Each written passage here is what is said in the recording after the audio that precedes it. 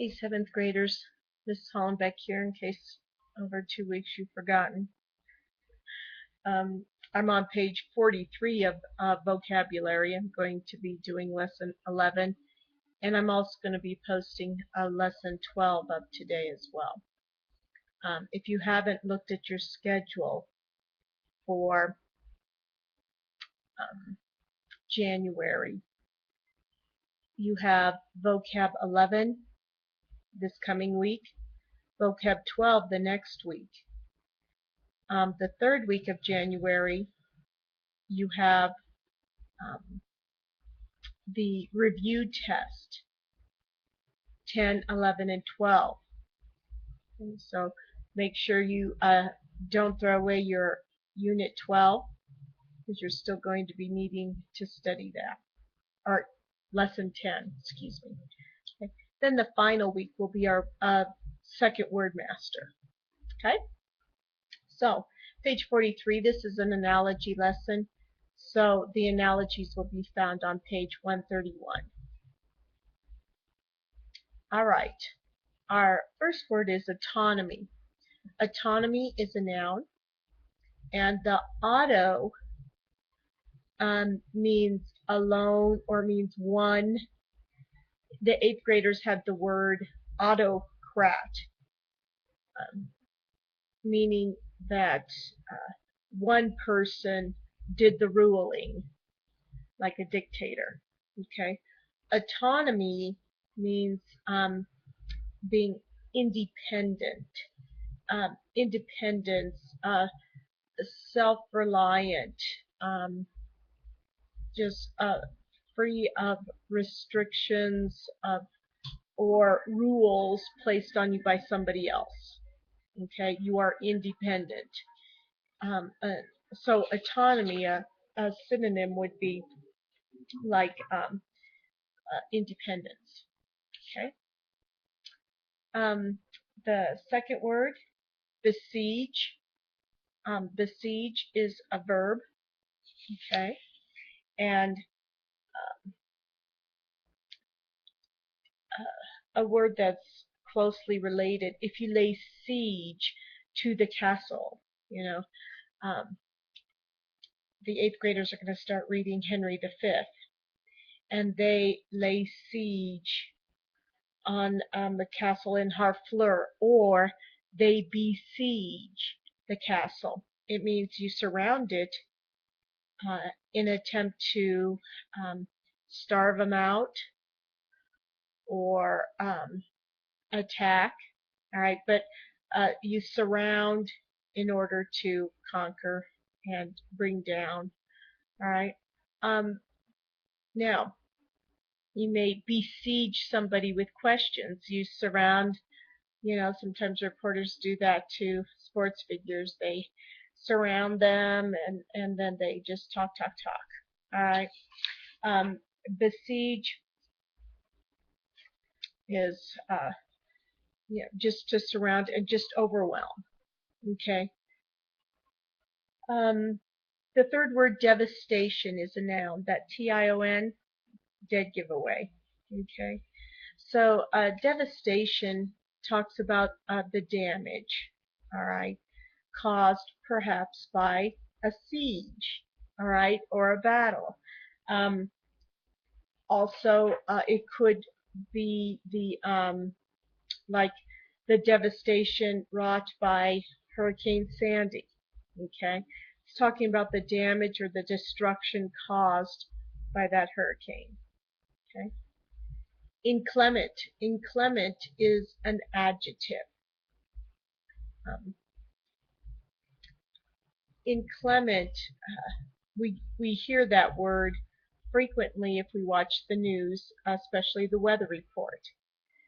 And many of you hope for inclement weather because that would be stormy, in hopes of a snow day. Inclement weather can lead to snow days, all right, where it's either snowstorms or rainy. All right. Inclement means just stormy. You can have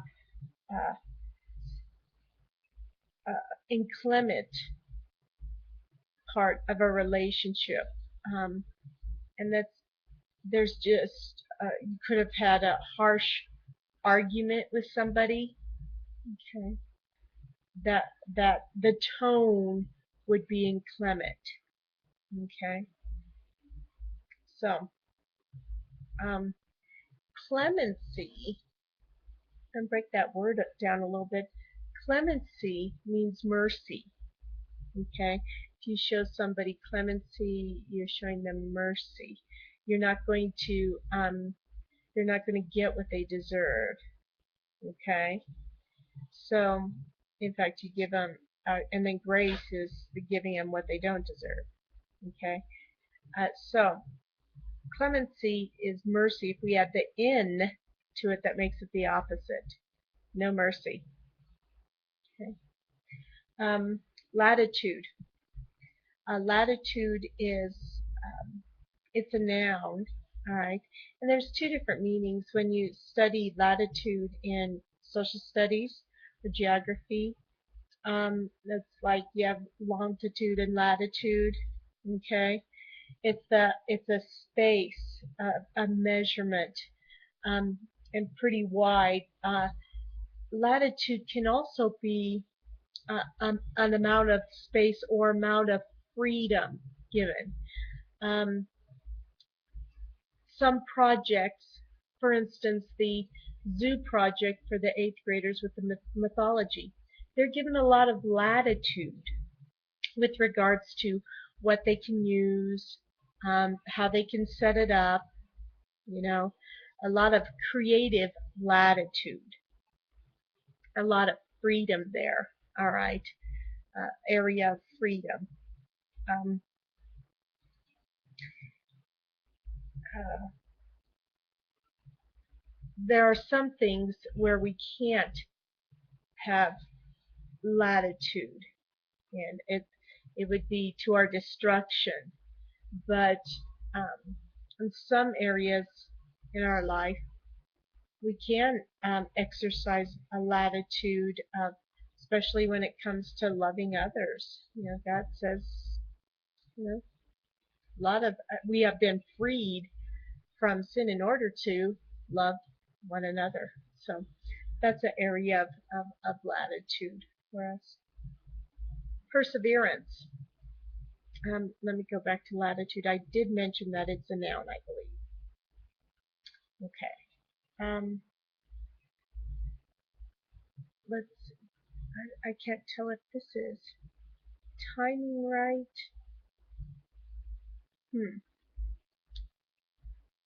Hope so. Um, perseverance. Perseverance is a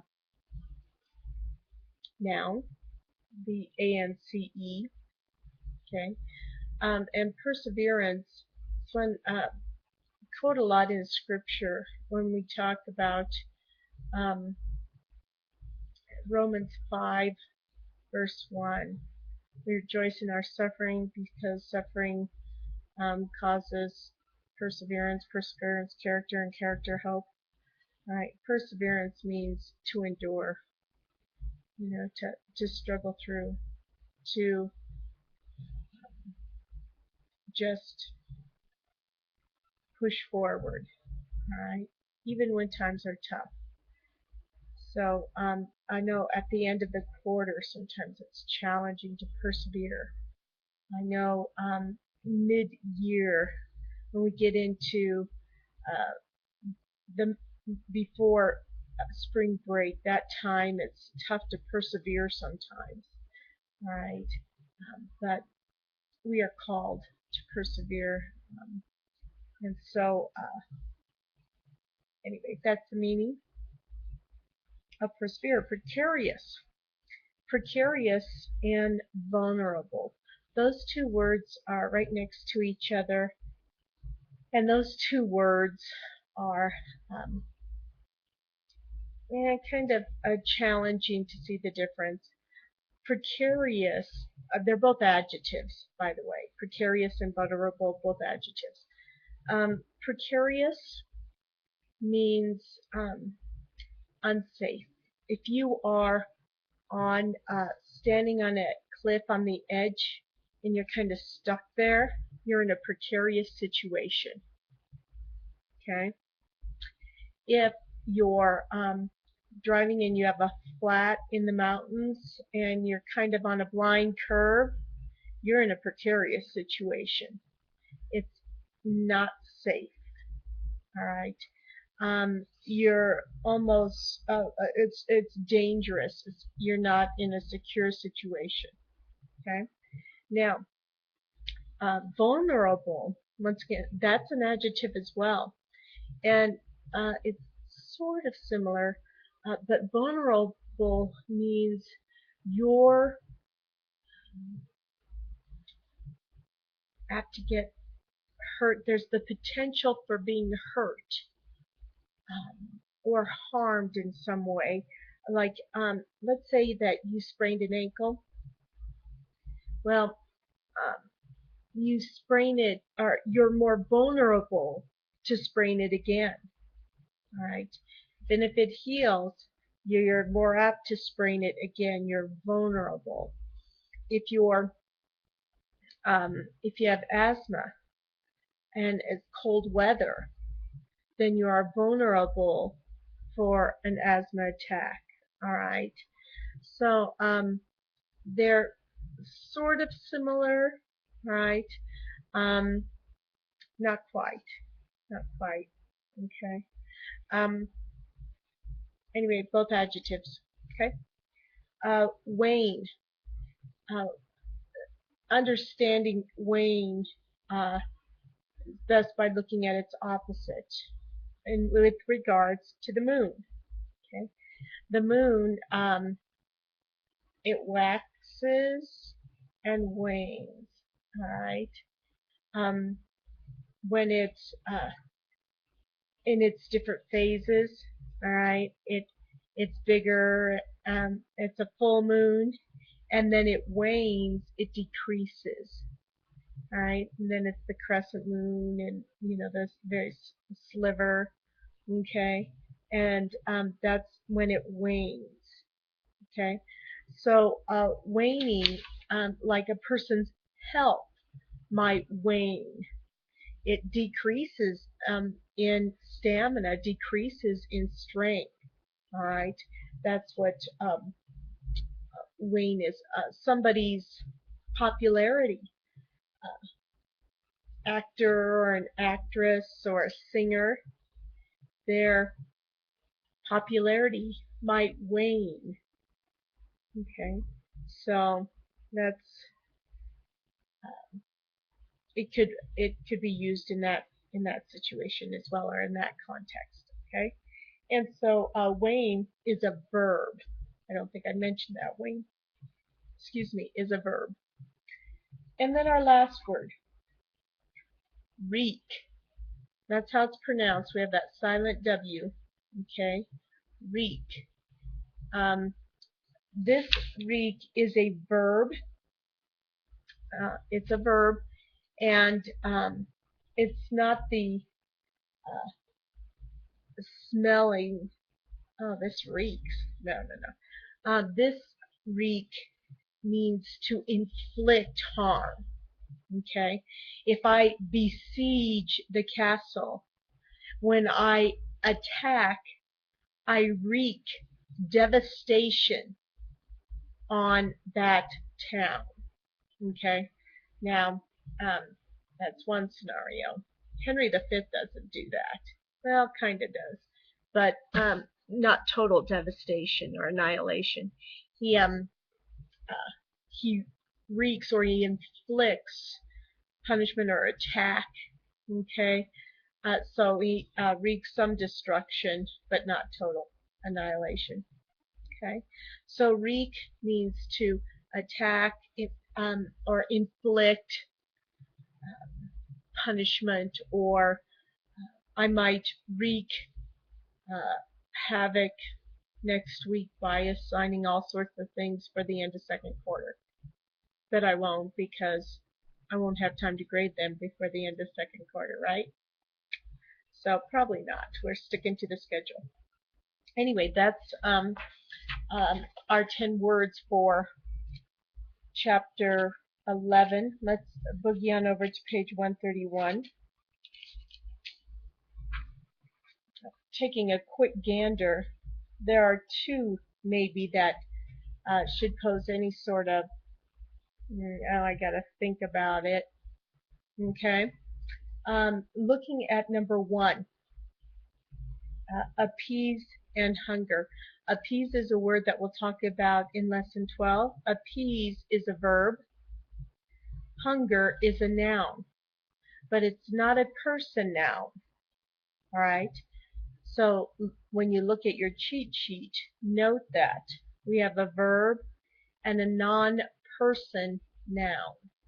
Okay. Number 2, archaic, another word that we'll talk about in chapter 12. Archaic is an adjective. Suit of armor is a noun. Only one option. Balmy is an adjective. Breeze is a noun. Once again, one option. Commence is a verb. Finish is a noun. Next week we will commence with our school year. Next week we will finish with our school year. That should be a giveaway. Number 5, devastation is a noun. Damage is a noun. I'll think back. I used it in the description of the word. Okay. This one is,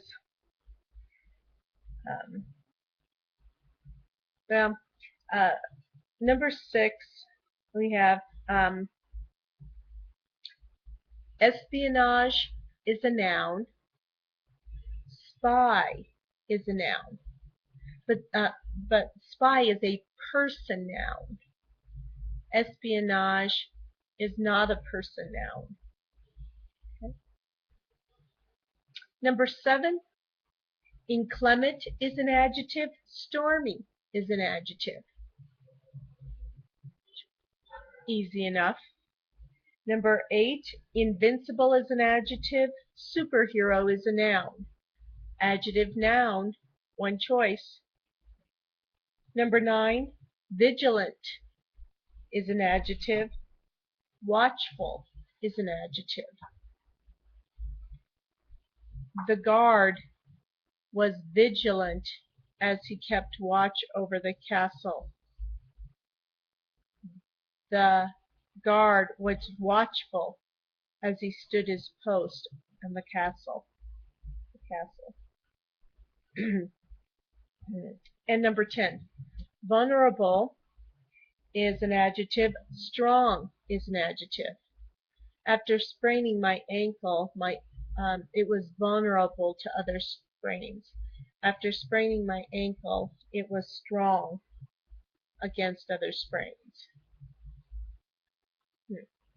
Anyway, this will be due on Friday, and I'm going to stop and make sure that this recorded, because the time I'm getting here is about, it's about 5 minutes off. So I'm wondering if it recorded all of what we were talking about. Anyway, I'll see you in lesson 12.